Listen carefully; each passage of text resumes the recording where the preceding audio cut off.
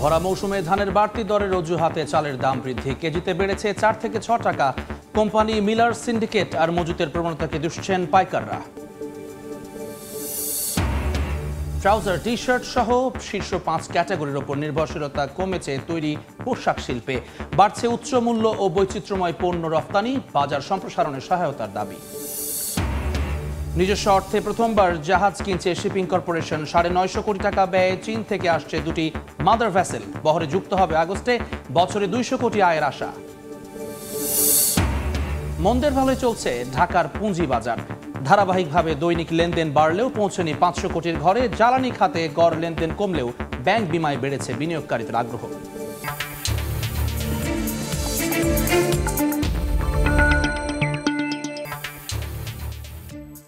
দেখছিলেন শিরোনাম। আমন্ত্রণ জানাচ্ছি দেশ ও দেশের বাইরের অর্থ বাণিজ্যের নানা খবর নিয়ে আমাদের নিয়মিত আয়োজন এ সময়ের বাণিজ্যে। আপনাদের সঙ্গে আছে আমি জুম্মান সাদিক জ্যাভলিন।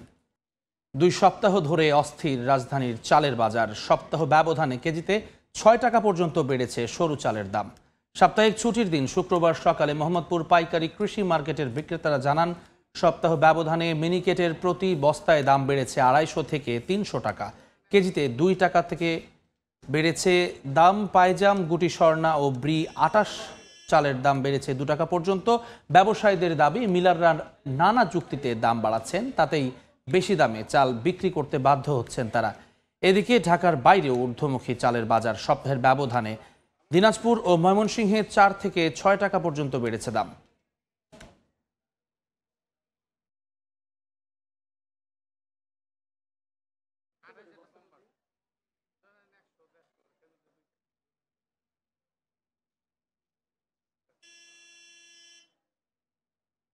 বড় বড় কোম্পানি হওয়াতে এখন টাকার বস্তা নিয়ে যাই মোকামে যাই ধান কিনতে। মিলারদের একটা কজ আমরা বরাবরই শুনে থাকতেছি, যেটা হলো যে বেশি দামে ধান কিনতে হচ্ছে, এই জন্য চালের রেট বেশি। কিন্তু যে বেশিটা এটা আসলে স্বাভাবিক পর্যায়ে না। চালের বাজারের সবশেষ খবর জানাতে এই মুহূর্তে মোহাম্মদপুর টাউন হল মার্কেটে আছেন সহকর্মী সাদিক হাসান ইমন এবং ময়মনসিংহের মেছুয়া বাজারে আছেন ওবায়দুল হক। সরাসরি প্রথমেই যাচ্ছি ইমনের কাছে। ইমন, আমি আছি মোহাম্মদপুর টাউন হল বাজারে। সেখানে দেখছি আমি চালের আড়তদারদের সাথে কথা বলেছিলাম যে এখন দেখা যাচ্ছে যে চালের দাম কিন্তু যে বেড়েছিল সেই বাড়তি মুখেই কিন্তু চালের দাম রয়েছে। আমি যদি বলি যে প্রতি বস্তা মিনিকেট চালের কিন্তু 250 টাকা পর্যন্ত বেড়েছে, আর গুটি স্বর্ণা 200 টাকা প্রতি বস্তা প্রতি বেড়েছে। তারপর ব্রি 28-এর কথা যদি বলি তাহলে কিন্তু 100 টাকা বেড়েছে, এবং পাইজাম সেটাও কিন্তু প্রায় বস্তা প্রতি 100 টাকা বেড়েছে। তো আসলে সব কিছু দেখা যাচ্ছে যে এখানে খুচরা যারা ক্রেতারা এসেছেন তারাও বলছেন যে সবকিছু বাড়তি দামে তারা কিনছেন। আর এদিকে যদি আমি দেখি যে সবজির বাজারে যদি কথা বলি, সবজির বাজারে কিন্তু খুব যে একটা বেড়েছে তা কিন্তু না। সেখানে কিন্তু করলার দামটা বেড়েছে। আগের সপ্তাহে 80 টাকা ছিল, এখন কিন্তু 100 টাকা হয়েছে। মরিচ 80 টাকায় রয়েছে। টমেটোর দাম বেড়েছে 100 টাকা থেকে 120 টাকা হয়েছে। আর সেখানে কমতির দিকে যদি বলি তাহলে পেঁপের দামটা কিন্তু কমেছে।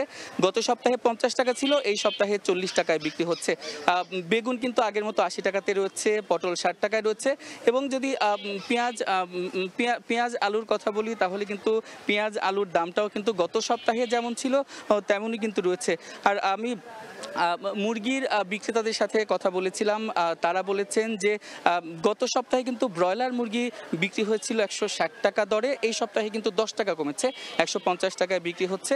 সোনালী মুরগির কথা যদি বলি তাহলে গত সপ্তাহে 300 থেকে 320 টাকায় বিক্রি হলেও এই সপ্তাহে বিক্রি হচ্ছে 280 টাকা। তার মানে সপ্তাহ ব্যবধানে 20 টাকা কমেছে। আর দেশি মুরগি কিন্তু কমেছে 50 টাকার মতো। গত সপ্তাহে দেশি মুরগি বিক্রি হয়েছিল 650 টাকায়, এবং এই সপ্তাহে কিন্তু সেটা বিক্রি হচ্ছে 600 টাকায়। আর আনুষঙ্গিক অন্যান্য সব কিছুর দাম যদি আমি বলি তাহলে আমি বলবো যে আমি মুদিখানার কিছু দোকানে গিয়েছিলাম। মুদিখানার দোকানে গিয়ে দেখতে পেরেছিলাম যে সাবানের দামটা কিন্তু লাইফ বয়, লাক্স, মেরিল সেগুলোর দাম কিন্তু বেড়েছে। আর মুসুর ডালের দাম যদি বলি তাহলে সেটা আগের সপ্তাহে 135 টাকায় যেটা বিক্রি হয়েছিল সেটা 130 টাকায় বিক্রি হচ্ছে। আর আসলে যদি বলি যে চায়ের দাম 400 গ্রামের যদি চায়ের দাম বলি তাহলে সিলন চা, তারপর ইস্পাহানি, তাজা সব কিছুর দামই কিন্তু সপ্তাহ ব্যবধানে প্রায় 20 টাকা করে বেড়েছে। তো টাউন হল মার্কেট থেকে এই ছিল আমার কাছে বাজার পরিস্থিতি। এরপরে আমাদের সঙ্গে যুক্ত হচ্ছেন আমাদের আরেক সহকর্মী ওবায়দুল হক।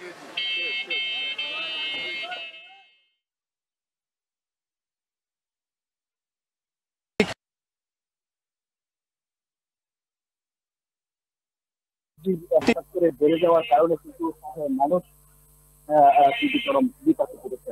আমি আমি আসছি ময়মনসিংহ মেছুয়া বাজারে। এখানে এসে আমি বিষয়গুলোর সাথে কথা বললাম। তারা যেটি বিষয়টা আমাদেরকে জানিয়েছেন যে গত সপ্তাহে 1850 টাকার কিন্তু চলতি সপ্তাহে বিক্রি হচ্ছে 2000 টাকায়। এছাড়া 1250 টাকার যে 28 তাদের বছর রয়েছে সেগুলো কিন্তু বিক্রি হচ্ছে 100 টাকায়।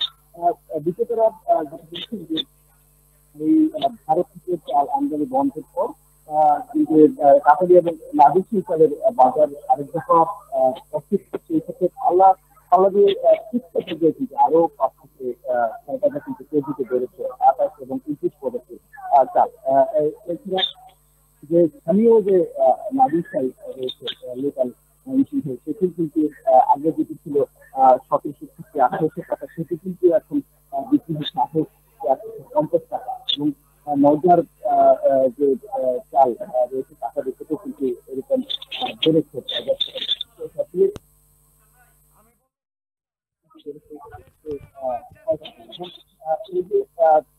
তারা বলছেন যে নিয়ন্ত্রণ করা না যায় তাহলে কিন্তু মানুষ আরো বিপাকে পড়বে এবং তারা বলছেন যে সরকার যাতে এই দিকে হস্তক্ষেপ করে এবং এই চালের বাজারটা আবার ঠিক করবে। এগুলো মানুষকে মেঘলা বাজার থেকে আমার কাছে চালের বাজারে সবকিছু। চালের বাজারের সবশেষ খবর জানাতে রাজধানী থেকে যুক্ত হয়েছিলেন সহকর্মী ইমন এবং তারপর ময়মনসিংহ থেকে যুক্ত হয়েছিলেন ওবায়দুল হক। রফতানির শীর্ষ 5 পণ্যের ওপর অতিরিক্ত নির্ভরশীলতা কমিয়ে আনছে তৈরি পোশাক শিল্প। বাড়ছে উচ্চ মূল্য ও বৈচিত্র্যময় পোশাকের রফতানি আয়। এমন তথ্যই মিলছে গত 2 বছরের পরিসংখ্যানে। বাজার প্রতিযোগিতায় এমন সক্ষমতা বৃদ্ধিকে ইতিবাচক হিসেবে দেখছেন অর্থনীতিবিদরা। তবে বিকেএমইএ বলছে বৈচিত্র্যময় পোশাকের বাজার সম্প্রসারণে সরকারি নীতি সহায়তা না পেলে দীর্ঘমেয়াদে সুবিধা করতে পারবে না ব্যক্তি উদ্যোগ। এম.এস. আরিফিনের রিপোর্ট। দেশের তৈরি পোশাক শিল্পের যে রপ্তানি আয় হয় তার 80% বেশি আসে মাত্র 5 ধরনের পণ্য থেকে। তবে ক্রমেই কমছে এই 5 পণ্য নির্ভরতা। পরিসংখ্যান বলছে 2021-22 অর্থ বছরের তৈরি পোশাক শিল্পের $4,261 কোটি 32 লাখ রপ্তানি আয়ের মধ্যে 82.4% এসেছে trousers, T shirts and knitted T shirts, sweaters, shirt and blouse ও আন্ডারওয়্যার, এই 5 ক্যাটাগরির পোশাক থেকে। পরের 2 অর্থ বছর একটু একটু করে কমেছে এই 5 পণ্যের রপ্তানি আয়ের হিস্সা। কারণ হিসেবে উদ্যোক্তারা বলছেন বৈচিত্র্যময় পোশাকের রপ্তানি আয় বাড়ছে। এখনকার আমরা হুডি করছি, আমরা লেডিস ড্রেস করছি, আমরা নাইট ওয়্যার করতেছি, স্পোর্টস ওয়্যার করতেছি, ইভেন টেকনিক্যাল ওয়্যার আমরা করতেছি। ফলে আমাদের অ্যামাং দ্য প্রোডাক্ট আমাদের কিছুটা ডাইভার্সিফাই তো অবশ্যই হয়েছে এবং এটা ক্রমান্বয়ে বাড়ছে। উচ্চমূল্য আর বহুমুখী পোশাকের রপ্তানি আয়ের হিস্সা বৃদ্ধিকে বিশ্ববাজারে বাংলাদেশের সক্ষমতা বৃদ্ধি হিসেবে দেখছেন অর্থনীতিবিদরা। এই অবস্থায় পরিবর্তিত বাজার চাহিদা আর সম্পদের সীমাবদ্ধতা মাথায় রেখে পণ্য তৈরির পরামর্শ দিচ্ছেন তারা। ধীরে হলেও পণ্যের ক্ষেত্রে কিছু কিছু নতুন পণ্য যুক্ত হচ্ছে, যদিও এখনও আমরা বৃহৎ আকারে অল্প 10 থেকে 15টি পণ্যের উপরে নির্ভরশীল। কিন্তু আমার কাছে মনে হয় যে এটিকে আরও বৈচিত্র্যকরণের সুযোগ আছে এবং এটি যত বৈচিত্র্যকরণ হবে তত আমাদের জন্য সীমিত জ্বালানি দিয়ে বা সীমিত লোকবল দিয়ে আরও বেশি পরিমাণ ভ্যালু অ্যাড করে রপ্তানি করা সম্ভব। বিকেএমইএ বলছে পণ্য বহুমুখীকরণে স্বল্প মেয়াদে ব্যক্তি উদ্যোগ যথেষ্ট হলেও দীর্ঘমেয়াদে প্রতিযোগী দেশগুলোর সঙ্গে টিকে থাকতে দরকার প্রণোদনা সহ সরকারের নীতি সহায়তা। শর্ট টার্মে আমরা আগে যেতে পারবো, কিন্তু এলডিসি গ্র্যাজুয়েশনের পরে কি হবে সেটা তো আসলে সরকারের অনেকটা নীতি নির্ধারণী পর্যায় থেকে তারা কিভাবে চাচ্ছে, তারা কি এই স্পিডটা, এই যে গ্রোথ যে রেটটা, এটা কি ধরে রাখতে চাচ্ছে কিনা। ফাস্ট ফ্যাশনের যুগে ক্রেতার চাহিদা মতো পণ্য পৌঁছে দিতে কাস্টমসের মূল্যায়ন জটিলতা সহ নানা ভোগান্তি দূর করার তাগিদ সংশ্লিষ্টদের। এম.এস. আরিফিন, সময় সংবাদ, ঢাকা। তৈরি পোশাক শিল্পের বহুমুখী পণ্য রফতানির বিভিন্ন দিক নিয়ে আলোচনার জন্য আমাদের সঙ্গে স্টুডিওতে আছেন Bangladesh apparel youth leader alliance boiler সভাপতি আবরার হোসেন সাইম। সাইম, আপনাকে স্বাগত এই সময়ের বাণিজ্যে। Thank you. সাইম ভাই, প্রথমে একটু জানতে চাওয়া যে ফাস্ট ফ্যাশনের যুগে আমরা আসলে এখন প্রবেশ করেছি। প্রতিনিয়ত বাজার বদলাচ্ছে, ফ্যাশন ইন্ডাস্ট্রি খুব ফাস্ট গ্রোয়িং এবং একটা নির্দিষ্ট খুব কম সময়ের ভেতরেই দেখছি যে যেই চলটা শুরু হচ্ছে সেটি আবার কিন্তু পিছিয়ে পড়ছে। এই ক্রমবর্ধমান বা খুব ফাস্ট একটা ইন্ডাস্ট্রিতে আমরা আসলে কীভাবে টিকে থাকছি বা সরবরাহগুলো আমরা করতে পারছি কিনা সেই চাহিদা অনুযায়ী? তো চাহিদা অনুযায়ী যদি বলি, আমি একদম স্ট্রেইট পয়েন্টে চলে যাই। হ্যাঁ, যে আমরা কিন্তু বাংলাদেশ কটন বেসড প্রোডাক্টটি বেশি করছি, যেখানে এই যে আপনার মাত্র রিপোর্টটা তো দেখালো যে বেসিক প্রোডাক্ট 80%-এরও বেশি আমরা ওই 5টা প্রোডাক্টে নির্ভরশীল।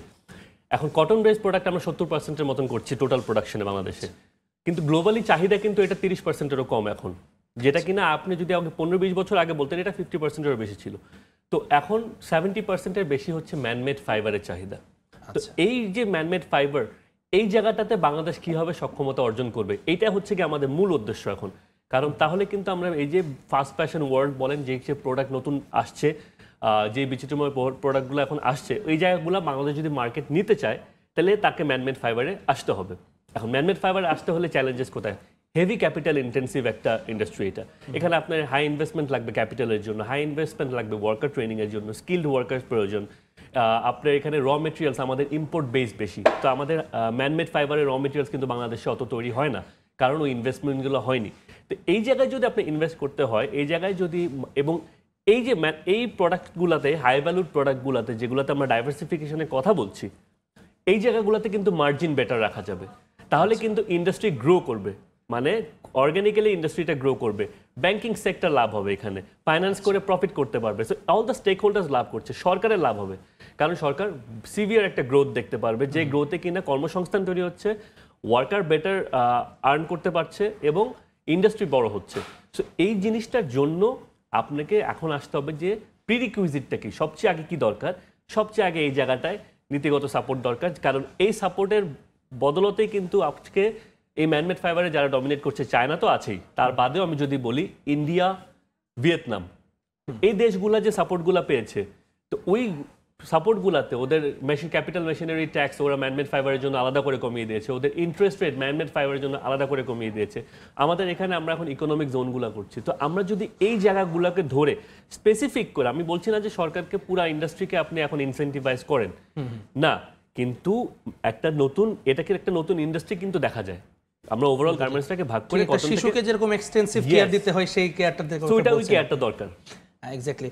ম্যানমেড ফাইবারের কথা যেটি বলছিলেন, আসলে এই জায়গাতে আমাদের এখন কি আমরা মানে প্রবেশ করেছি, মানে কিছু কি আছে, তো সেই জায়গা থেকে তাদের মানে প্রফিটের মার্জিনটা কেমন, বা তাদের এই কাজ করতে গেলে কোন কোন জায়গায় আপনার কাছে মনে হয়েছে যে ইন্ডাস্ট্রিতে এই জায়গাগুলো স্পেসিফিকভাবে তারা বাধাগ্রস্ত হচ্ছেন, বা এই নৈতিক সহযোগিতাগুলো দরকার, নীতিগত সহযোগিতা দরকার? একটা সাইডে তো ওয়ার্কফোর্স ট্রেনিং এর দরকার, এই জায়গাটা আমরা আরো ডেভেলপ করতে পারবো ইনশাআল্লাহ। আমাদের টিবেট থেকে শুরু করে বাকি যেই জায়গাগুলো গভর্নমেন্ট থেকেও ট্রেনিংগুলো হচ্ছে, এই জায়গাগুলোতে ইমপ্রুভ করার অনেক স্কোপ আছে। So that is one area যেখানে বাইলাও খুব অ্যাক্টিভলি আমার অর্গানাইজেশন যেটা সেখানে কাজ করছে এখন। এবং এর পাশাপাশি নীতিগত সাপোর্ট যেখানে, এখানে আপনাকে আমাদের দেশের যে ইন্টারেস্ট রেট, এই ইন্টারেস্ট রেটে আপনি আসলে কোন ব্যবসায়ী সাহস পাবে এত বড় ইনভেস্টমেন্টে যাওয়ার? আপনি কোনো বিশ্বে কিন্তু এত হাই ইন্টারেস্ট রেটে কোনো বিজনেস বুম করেনি, গ্রোথ ধরে রাখা পসিবল হয়নি। তো তার মানে আপনাকে সেক্টর স্পেসিফিক, ঠিক আছে, আপনার যদি ইন্টারেস্ট রেট ইনফ্লেশন কন্ট্রোল করার জন্য, আপনার ব্যাংকিং সেক্টরকে টিকিয়ে রাখার জন্য লাগে, তবে এটার পাশাপাশি এটাও তো দেখতে হবে যে কোন সেক্টরগুলো সবচেয়ে বেশি প্রমিসিং এবং গ্রোয়িং, তার জন্য কীভাবে সাবসিডাইজ ইন্টারেস্ট রেট ক্রিয়েট করা যায়। কারণ যদি ওভারঅলি সেক্টর এক্সপোর্ট বাড়ে, লজিস্টিক আর্নিং বাড়বে, ট্যাক্স, গভর্নমেন্টের ট্যাক্স আর্নিং বাড়বে, তো তাহলে আমরা ট্যাক্স, গভর্নমেন্টের আর্নিংটা যদি ট্যাগ করে দিই, যেখানে ইন্ডাস্ট্রি বড় হলে গভর্নমেন্টের আর্নিং বাড়বে, তাহলে কিন্তু পাশাপাশি দুইটাই আর্ন হচ্ছে। সো ওইভাবে করে আমার মনে হয় নীতিগুলো সাজানো উচিত, যেখানে আমরা ব্যবসায়ীদেরকে না দমিয়ে রেখে কোন জায়গাগুলো দেশের জন্য উন্নতির জন্য ইনভেস্ট করা যায়, ওই জায়গাটাতে আগ্রহী করতে পারি। এক্স্যাক্টলি। আমার একটা বিষয় যেটি শুনছিলাম যে জ্বালানির একটি সংকটের কথা আমরা প্রায়শই শুনি এই সেক্টরে, মানে ওভারঅল ফুল গার্মেন্টসেই আমরা শুনি যে জ্বালানির ব্যাপারটাতে আপনাদের একটা কমপ্লেইনই বলবো আমি, অভিযোগটা বরাবরই ছিল, সেই জায়গাটা এখন আসলে কি অবস্থা আপনাদের? সো এই জায়গাটা এখনো কমপ্লেনই আছে এবং এটা কিন্তু একটা বেসিক কমপ্লেন। আমরা অনেক সময় বলে আসতেছি যে আচ্ছা ঠিক আছে ইনসেনটিভস এখন দেওয়া যাবে না, ইন্ডাস্ট্রি ম্যাচিউরড, কিন্তু আমার কথা হচ্ছে একটা ম্যাচিউরড ইন্ডাস্ট্রি যদি তার বেসিক নেসেসিটি জ্বালানিটাই না পায় তাহলে ও ম্যাচিউরড হয়েও বেনিফিটটা কীভাবে নেবে? সে তো এফিসিয়েন্সিতে কাজ করতে পারছে। এই যে ম্যানমেড ফাইবারের একটা চ্যালেঞ্জের কথা আপনি বললেন, আপনি আজকে এরকম একটা ইন্ডাস্ট্রি সেট আপ করতে গেলে এই জ্বালানির প্রবলেমের কারণে, এই শর্টেজের কারণে আপনি দেখা যায় আপনি 60% পর্যন্ত এফিসিয়েন্সি লুজ করবেন, মানে আপনি মাত্র 40% আপনার ক্যাপাসিটি ইউজ করতে পারবেন। তাহলে আপনি ইনভেস্টমেন্টটা তুলবেন কি করে? ব্যাংক এখানে ইনভেস্ট করে ব্যাংক এখানে লোনটা দিবে কি করে, ফান্ড করবে কি করে? তো এইভাবে করে কিন্তু গ্রো করতে পারছে না। তো জ্বালানির প্রবলেম যদি না সলভ করা হয় তাহলে এই দেশে আপনি যে কোনো ইন্ডাস্ট্রি বলেন যেখানে এই নির্ভরশীলতা আছে তা হবে না, প্রোডাক্ট ডাইভার্সিফিকেশন আমরা করতে সক্ষম হব না। সো আমাদের ফাইন্যান্সিয়াল ওই সাবসিডিজগুলো প্রয়োজন ইন্ডাস্ট্রিকে এনকারেজ করার জন্য, সো দ্যাট ইনভেস্টমেন্ট আসে এবং ওই ইনভেস্টমেন্টটাকে যত সাকসেসফুলি টার্ন করা যায় এবং রোল করতে পারে, প্রফিটেবল হতে পারে ইন্ডাস্ট্রি, গ্যাস সাপোর্ট এবং ইলেকট্রিসিটি সাপোর্ট দরকার। আপনি মানে ওয়ার্ক ফোর্সের কথা বলছিলেন যে দক্ষ কর্মী, সেই জায়গা থেকে আমরা যদি একটু অ্যাস্থেটিক জায়গাটাতে আসি, আমরা দেখি যে আসলে আমাদের বেসরকারি যে বিশ্ববিদ্যালয়গুলো আছে এখানে এখন ফ্যাশন ডিজাইনিংয়ে অনেকের কিন্তু ঝোঁক আছে। সেই অর্থে যদি আমি ডিজাইনিংয়ের সেক্টরটার কথা বলি, আমাদের দেশে ডিজাইনারকে ওইভাবে তৈরি হচ্ছে, আপনারা কি আপনাদের যেই ওয়ার্ল্ডের সাথে কম্পিট করার মতো আপনারা কি দেখেন কিনা বা সংকট অনুভব করেন কিনা? আর টু বি অনেস্ট এই জায়গাটাতে এখনো অনেক দূর যাওয়া বাকি। কারণ আপনি বেসিক্যালি একটা ডিজাইনিং যে পুরো বিশ্বে ডিজাইনিং কোন জায়গাটাতে সবচেয়ে বেশি গ্রো করতে পেরেছে, যে জায়গাগুলোতে বায়ার বেশি আছে। কেন? কারণ এবং যে জায়গাগুলো মার্কেট মানে আলটিমেট এন্ড কনজিউমার মার্কেট যারা, এখন আমাদের দেশ কিন্তু ফ্যাশনের এন্ড কনজিউমার মার্কেট না। সে কারণে ডিজাইনারদের জন্য কষ্ট হয় যে এক্স্যাক্টলি রিয়েল কি আসছে, নতুন ট্রেন্ড যে চেঞ্জ হচ্ছে এই তথ্যগুলো পাওয়া। এটা কিন্তু আপনি কয়টা ব্র্যান্ড আছে বাংলাদেশে, শোরুম আছে যেখানে আপনি দেখতে পারবেন, তো তাদের জন্য কিন্তু খুব ডিফিকাল্ট হয়, তাদের জন্য পসিবল না সবসময় ইউরোপে গিয়ে দেখা, এই চেঞ্জিং এত ফাস্ট চেঞ্জিংয়ের সাথে কানেক্টেড থাকা, এই চ্যালেঞ্জটা ওরা ফেস করছে। সো এটার কারণে অনেক ইন্টার এক্সচেঞ্জ প্রোগ্রাম দরকার বাইরের সাথে। বাট আমি বলবো আমাদের স্পেশালাইজেশন এবং আমাদের ট্যালেন্ট যারা আছে ওদেরকে আরো ফোকাস দেওয়া উচিত প্রোডাক্ট ডেভেলপমেন্ট ইনোভেশন কিভাবে আনতে পারে, ওই টেকনিক্যাল জায়গাটাতে ইজ আওয়ার স্ট্রেংথ।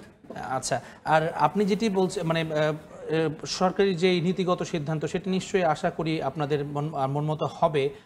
তবে একটা জিনিস জানতে চাও, সেটি হচ্ছে যে জ্বালানির সহ অন্যান্য যে সমস্যাগুলো আসলে এখনো পর্যন্ত আছে, সেটির পরেও তো আসলে এখনো পর্যন্ত আমরা যদি বৈদেশিক আয়ের কথা বলি, গার্মেন্টস হচ্ছে ওয়ান অফ দ্য বেস্ট এবং 1 নম্বরে আছে। সেই জায়গা থেকে আসলে আগামী 5-10 বছরের মধ্যে এই ইন্ডাস্ট্রিকে, আপনি যেটা বলছেন ম্যানমেড ফাইবারের কথা, সেটাকে আপনি আসলে কোথায় দেখেন? তো আগামী আমার এই যে আমরা এখন যেটা বললাম যে আমরা প্রায় 25 মানে অলমোস্ট অ্যারাউন্ড 20%-এর মতন এই কাজগুলো করতে পারছি। আগামী মানে 2030 মধ্যে we have to take it to 40-45% at least, মানে 50%-এর কাছাকাছি আমাদের নেওয়া উচিত। তাহলে it will be very difficult. LDC গ্র্যাজুয়েশনের পরে প্রেফারেন্সিয়াল অ্যাক্সেস যে সুবিধাগুলো পাচ্ছি, যেটার কারণে আমাদের দেশ থেকে বেসিক পণ্যগুলো নিচ্ছে। কেন? কারণ হচ্ছে কি যে ওদের ট্যাক্স বেনিফিটটা পাচ্ছে এলডিসির কারণে, যেটার কারণে কিন্তু ইম্পোর্টাররা যারা বায়ার আছে কম দামি প্রোডাক্টগুলো আমাদের থেকে নিচ্ছে। আমরা যখন ওই অ্যাক্সেসটা হারাবো তাহলে আমাদের সাথে সাথে অল্টারনেটিভ কম্পিটিটিভ অ্যাডভান্টেজ তৈরি করতে হবে। সো এটা খুবই ভাইটাল আমাদের টিকে থাকার জন্য।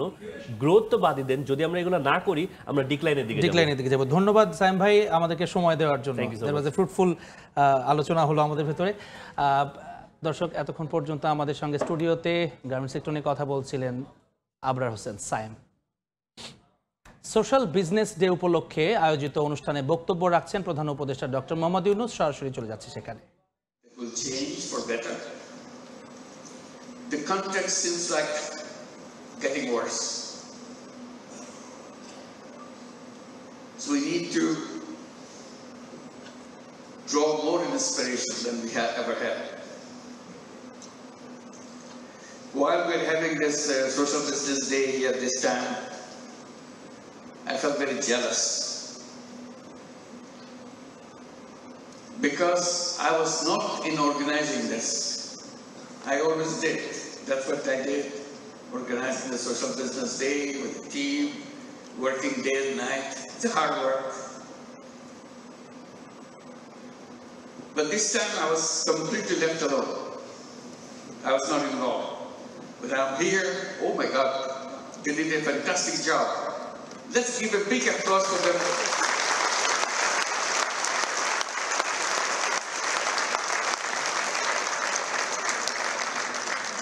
I felt disappointed because they didn't need me.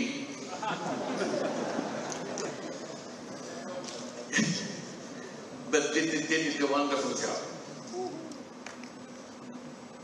And the fact that we can march on wherever we are to reach the goal that we set for ourselves. That's the important message that we got. And one more small kind of anecdote to go with it. I was sitting here and watching the stage and all the facilities. I entered the door here. I was here before, in an empty hall, empty place, and wondered when we will have our conference here. This was built for Social Business Day, but couldn't hold it Social Business Day. Not because we are not ready, because government will not allow to make it happen. What a strange way. This is nothing to do with anything government should worry about. But we are not allowed to hold this. So this is the first time we are holding Social Business Day in this facility.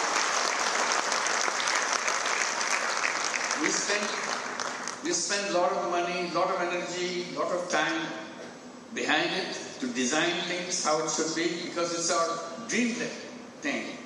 It was very difficult to find a place to hold a Social Business Day, and very expensive too. So we thought, why don't we have our own facility? And we did, but we are not allowed. The last Social Business Day we held, we couldn't come here. So we finally decided to hold it in the hotel where our foreign guests were staying, because they will not allow us to go anywhere else. So that's the kind of absurdity of the reality of life. It doesn't make any sense to anybody. Why anybody should be interested in starting a conference which has nothing to do with any politics here or anywhere. If you want to look at it in a kind of a way, some do-gooders want to talk about what they want to do, that's all. Not interfering with anybody's work. So we have to stop holding Social Business Day in Bangladesh. এবার বন্দর বাণিজ্যের খবর।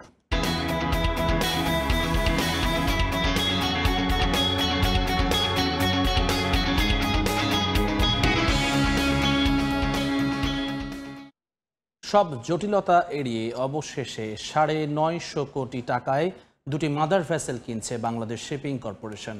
এবারই প্রথম নিজস্ব টাকায় জাহাজ কেনার অনুমতি পেয়েছে সরকারি সংস্থাটি। চীন থেকে পুরোপুরি প্রস্তুত জাহাজ কেনা হবে, আর আগস্টেই যুক্ত হবে শিপিং কর্পোরেশনের বহরে। জাহাজ দুটি থেকে বছরে আয় ধরা হয়েছে ২০০ কোটি টাকা। সাখাওয়াত টিপুর ক্যামেরায় বিস্তারিত জানাচ্ছেন কমল দে। গত ২ বছরের বেশি সময় ধরে নিজেদের টাকায় দুটি মাদার ভেসেল কেনার চেষ্টা চালিয়ে আসছিল বিএসসি, কিন্তু নানামুখী জটিলতায় বারবার সে প্রক্রিয়া বাধাগ্রস্ত হয়েছে। অবশেষে চলতি মাসে টেন্ডার আহ্বানের মাধ্যমে শুরু হয়েছে জাহাজ কেনার চূড়ান্ত প্রক্রিয়া। প্রতিটি জাহাজের সম্ভাব্য দর ধরা হয়েছে ৪৫০ থেকে ৪৭৫ কোটি টাকা, আর জাহাজ কেনার পুরো টাকাই দেওয়া হবে বিএসসির নিজস্ব তহবিল থেকেই। বিএসসি প্রতিষ্ঠা হওয়ার পর থেকে এই প্রথমবারের মতো আমরা সম্পূর্ণ নিজস্ব সক্ষমতায় দুইটি বড় সাইজের বাল্ক ক্যারিয়ার কিনতে যাচ্ছি। জটিলতার কারণে আগেই সময় ক্ষেপণ হয়, এবার চীনে তৈরি হওয়া একেবারে রেডিমেড জাহাজ কেনা হচ্ছে। ১৯৯ মিটার দৈর্ঘ্য, ৩৩ মিটার প্রস্থ এবং ১৮ মিটার গভীরতার বাল্ক ক্যারিয়ার হিসেবে পরিচিত প্রতিটি জাহাজ ৬৫,০০০ মেট্রিক টন পণ্য বহন করতে সক্ষম। যে সমস্ত আন্তর্জাতিক কনভেনশনস আছে, নিয়ম নীতিগুলি আছে, সেগুলি কমপ্লাই করা আমাদের জন্য ধীরে ধীরে সহজ হবে। স্বাধীনতার পর বিএসসির বহরে জাহাজ ছিল ৩৫টি, কিন্তু নানা দুর্ঘটনা এবং জটিলতায় কমতে কমতে জাহাজ সংখ্যা দাঁড়িয়েছে মাত্র 5টিতে। চলতি বছরে যুক্ত হচ্ছে 950 কোটি টাকা দামের 2টি জাহাজ, আর তাতে কর্মসংস্থান হবে অন্তত 100 নাবিকের। আন্তর্জাতিক মেরিটাইম অনুযায়ী যে কোনো দেশের সমুদ্র বাণিজ্যের ক্ষেত্রে 40% দেশীয় ক্যারিয়ার, 40% বিদেশি ক্যারিয়ার এবং বাকি 20% দেশি ও বিদেশি ক্যারিয়ার যৌথভাবে পরিচালনা করে। বর্তমানে বাংলাদেশি মালিকানাধীন 102টি জাহাজ দিয়ে মাত্র 11% পণ্য বহন সক্ষম। ন্যাশনাল কোম্পানির জাহাজ বাড়ুক, এটা আমরা সবাই চাই, কারণ এটার পিছনে অনেক কিছু জড়িত। প্রথম কথা হলো যে একটা ন্যাশনাল মেরিটাইম নেশন হিসেবে একটা প্রেস্টিজ। অন্তত 20 বছর পণ্য বহনে সক্ষম এসব জাহাজ থেকে বছরে 200 কোটি টাকা আয়ের লক্ষ্যমাত্রা নির্ধারণ করেছে বিএসসি। এর মধ্যে সংস্থাটির বছরের লাভ হবে 150 কোটি টাকা। এক্ষেত্রে আগস্ট কিংবা সেপ্টেম্বরে শুরু হবে জাহাজ দুটির বাণিজ্যিক যাত্রা। জুলাই মাসের মধ্যে আমরা টেন্ডার ইভ্যালুয়েশন কমপ্লিট করে আশা করছি আগস্ট মাসে যে কোনো সময় এই 2টা জাহাজ আমাদের ফ্লিটের বহরে সংযুক্ত হবে বলে আশা করছি। চীন সরকারের আর্থিক সহায়তায় সবশেষ 2018 এবং 2019 সালে 1843 কোটি টাকায় 3টি করে মোট 6টি জাহাজ কিনেছিল বাংলাদেশ শিপিং কর্পোরেশন। কমল দে, সময় সংবাদ, Chittagong. EDF Aluminium, redefine possibilities. মন্দের ভালোই গেল সপ্তাহ পার করেছে ঢাকার পুঁজিবাজার। প্রথম কার্যদিবসে দৈনিক লেনদেনে পতন হলেও দ্বিতীয় দিন থেকে লাগাতার বেড়েছে বিনিয়োগ, যার ধারাবাহিকতায় সপ্তাহ ব্যবধানে প্রধান সূচক বেড়েছে 78.42 পয়েন্ট। বেড়েছে বাজার মূলধনও। জ্বালানি খাতে গড় লেনদেন কমলেও ব্যাংক বিমায় বেড়েছে বিনিয়োগকারীদের আগ্রহ। ঢাকার পুঁজিবাজার দেশের প্রধান এই স্টক এক্সচেঞ্জে গেল সপ্তাহের প্রথম কার্যদিবসে লেনদেন হয় মাত্র 271 কোটি 71 লাখ টাকার শেয়ার। আগের সপ্তাহে শেষ কার্যদিবসের চেয়ে যা 10% কম। এর পরের কার্যদিবস থেকে অবশ্য লাগাতার বেড়েছে লেনদেন, যদিও তা 500 কোটির ঘরে পৌঁছাতে পারেনি একদিনও। একদিনে সর্বোচ্চ 478 কোটি 68 লাখ টাকা লেনদেন হয়েছে সপ্তাহের শেষ কার্যদিবস বৃহস্পতিবারে। দৈনিক লেনদেন বৃদ্ধির এই ধারায় সপ্তাহ ব্যবধানে ঢাকার পুঁজিবাজারে বাজার মূলধন বেড়েছে 10,821 কোটি টাকা, আর প্রধান সূচক ডিএসইএক্স বেড়েছে 78.5 পয়েন্ট। খাতভিত্তিক পরিসংখ্যান, মোট 21 ক্যাটাগরির মধ্যে গড় লেনদেন বেড়েছে 16 ক্যাটাগরির প্রতিষ্ঠানে। বিনিয়োগকারীদের আস্থা ধরে রাখা ব্যাংক খাতের গড় লেনদেন বেড়েছে প্রায় 15.5%। লেনদেন বেড়েছে সাধারণ ও জীবন বীমায়। তবে মধ্যপ্রাচ্যের অস্থিরতার সপ্তাহে জ্বালানি খাতের কোম্পানি থেকে কিছুটা মুখ ফিরিয়ে নিয়েছেন বিনিয়োগকারীরা। সপ্তাহ ব্যবধানে জ্বালানি খাতের প্রতিষ্ঠানের গড় লেনদেন কমেছে 16.65%। এমএস আরিফিন, সময় সংবাদ, ঢাকা।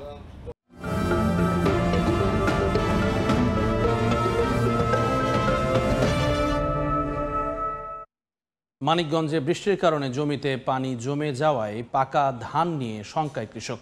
হারভেস্টার দিয়েও ধান কাটতে পারছেন না তারা, এতে নষ্ট হচ্ছে ধান। মোহাম্মদ ইউসুফ আলীর তথ্য ও রমজান আলীর ছবি নিয়ে রিপোর্ট। বিস্তীর্ণ ফসলি জমিতে পড়ে আছে পাকা ধান, কিন্তু বৃষ্টিতে পানি জমায় কৃষক তুলতে পারছেন না ঘরে। এ চিত্র মানিকগঞ্জের। জেলার বিভিন্ন এলাকায় বিঘার পর বিঘা পড়ে আছে পাকা ধান। হারভেস্টার দিয়েও তোলা যাচ্ছে না ধান, জমিতেই নষ্ট হচ্ছে কৃষকের কষ্টার্জিত সোনালী ফসল। আমাকে যে সারা বছর কষ্ট করছি সেগুলি আসলে পানিতে ভাইসে যাইতেছে। বিঘার পর বিঘা চক আমাদের মাঠগুলো এভাবে নষ্ট হয়ে যাচ্ছে, কিন্তু আমরা কি করবো এখন বুঝতেছি না। হারভেস্টার মানে মেশিন দাও কাটা যাচ্ছে না, প্রতিদিন বৃষ্টি হইতেছে, তারপরে কামলার দাম অনেক। জেলা কৃষি বিভাগ বলছে নিচু জমিকে 3 ফসলি জমি হিসেবে রূপান্তর করতে গিয়ে এই সমস্যা সৃষ্টি হয়েছে। জমিগুলোতে প্রথমে সরিষার চাষ করা হয়েছিল, দেরিতে বোরো ধান আবাদ করায় এই সমস্যা হয়েছে। কিছুটা জমি পানির নিচে চলে গিয়েছিল, তো যেগুলো 2 দিন বা 3 দিন ছিল সে ধানগুলো মোটামুটি কৃষকরা ভালো পাবে, কিন্তু যেগুলো 1 সপ্তাহ বা তার বেশি ধান মানে পানির নিচে ছিল আর কি, সেখানে কৃষকরা তাদের কাঙ্ক্ষিত যে ফলন সেখান থেকে তারা একটু বিরত থাকবে আর কি। জেলা কৃষি সম্প্রসারণ অধিদপ্তরের তথ্য মতে জেলায় 48,000 হেক্টর জমিতে বোরো ধান আবাদ হয়েছে। সময় সংবাদ, মানিকগঞ্জ। শিক্ষা ও বাণিজ্য খাতের নানা দিক তুলে ধরতে রাজধানীতে ফেস্টিভ্যাল অব ঢাকা আয়োজন করেছে Australian trade and investment commission. বৃহস্পতিবার রাজধানীর বনানীতে একটি 5 তারকা হোটেলে এই আয়োজন করা হয়। এই ফেস্টিভ্যালে রাজধানীর বিভিন্ন বিশ্ববিদ্যালয়ের শিক্ষার্থীরা অংশ নেন। অস্ট্রেলিয়ার বিভিন্ন বিশ্ববিদ্যালয়ে উচ্চশিক্ষা অর্জনের নানা দিক সম্পর্কে জানানো হয়। পাশাপাশি অস্ট্রেলিয়ার সঙ্গে বাংলাদেশের বাণিজ্য এগিয়ে নেওয়ার কৌশল নিয়েও আলোচনা হয়। ব্যতিক্রমী এই আয়োজনে শিক্ষার পাশাপাশি প্রিমিয়াম খাদ্য ও পানীয় পণ্যের ক্ষেত্রে অস্ট্রেলিয়ার উৎকর্ষতা উদযাপন করা হয়।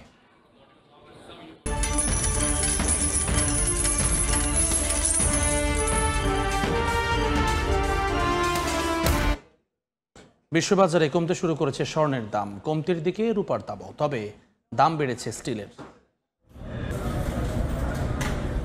ইরান ও ইসরায়েলের মধ্যে যুদ্ধবিরতির ঘোষণার পর নিরাপদ বিনিয়োগ হিসেবে পরিচিত স্বর্ণের প্রতি আগ্রহ কমছে বিশ্ববাজারে। শুক্রবার সকালে প্রতি আউন্স স্বর্ণ বিক্রি হচ্ছে $৩,290.50। একদিনেই দাম কমেছে $28.95, আর সপ্তাহ ব্যবধানে দাম কমেছে প্রায় 2%। একদিনের ব্যবধানে আরেক মূল্যবান ধাতু রূপার দাম আউন্স প্রতি 0.5% কমে বর্তমানে বিক্রি হচ্ছে $36.46। যদিও সপ্তাহের হিসেবে দাম বেড়েছে 1.35%। দাম কমতির দিকে কপারেরও 0.12% দাম কমে ধাতুটি পাউন্ড প্রতি বিক্রি হচ্ছে $5.06। তবে দর বেড়েছে স্টিলের, সপ্তাহ ব্যবধানে 0.7 আর একদিনেই প্রতি টনে $2 বেড়ে বিক্রি হচ্ছে $2,949। MS আরিফিন, সময় সংবাদ। চীনে সৌরবিদ্যুৎ সক্ষমতা 100 কোটি কিলোওয়াট ছাড়িয়েছে, যা দেশটির জ্বালানি কাঠামোর ধারাবাহিক সংস্কার এবং নতুন জ্বালানি ব্যবস্থার দ্রুত পরিকল্পনা ও নির্মাণকে প্রতিফলিত করে। এদিকে বৃহৎ পরিসরে সৌরবিদ্যুৎ সংযুক্তি জ্বালানি উৎপাদন ও ব্যবহার পদ্ধতিতে গভীর পরিবর্তন আনছে। জাতীয় জ্বালানি প্রশাসনের সর্বশেষ তথ্যে জানানো হয় 2024 সালের জানুয়ারি থেকে মে মাস পর্যন্ত সৌরশক্তি থেকে উৎপাদিত গ্রিড সংযুক্ত বিদ্যুৎ ছিল প্রায় 20 কোটি কিলোওয়াট। নবায়নযোগ্য শক্তি বিভাগ জানায় সৌর ক্ষমতা বৃদ্ধি চীনের জ্বালানি উৎপাদন ও ব্যবহারের ধারা বদলে দিচ্ছে। এ পর্যায়ে শীর্ষ সংবাদগুলো জানিয়ে দিচ্ছে আরেকবার। ভরা মৌসুমে ধানের বাড়তি দরের অজুহাতে চালের দাম বৃদ্ধি, কেজিতে বেড়েছে 4 থেকে 6 টাকা। কোম্পানি মিলার সিন্ডিকেট আর মজুতের প্রবণতাকে দুষছেন পাইকাররা। ট্রাউজার, টি শার্ট সহ শীর্ষ 5 ক্যাটাগরির ওপর নির্ভরশীলতা কমছে তৈরি পোশাক শিল্পে, বাড়ছে উচ্চ মূল্য বৈচিত্র্যময় পণ্য রপ্তানি, বাজার সম্প্রসারণে সহায়তার দাবি। এবং নিজস্ব অর্থে প্রথমবার জাহাজ কিনছে শিপিং কর্পোরেশন। 950 কোটি টাকা ব্যয়ে চীন থেকে আসছে 2টি মাদার ভেসেল, বহরে যুক্ত হবে আগস্টে। বছরে 200 কোটি আয়ের আশা। এই ছিল এ সময়ের বাণিজ্যে। সঙ্গে থাকুন সময়ের।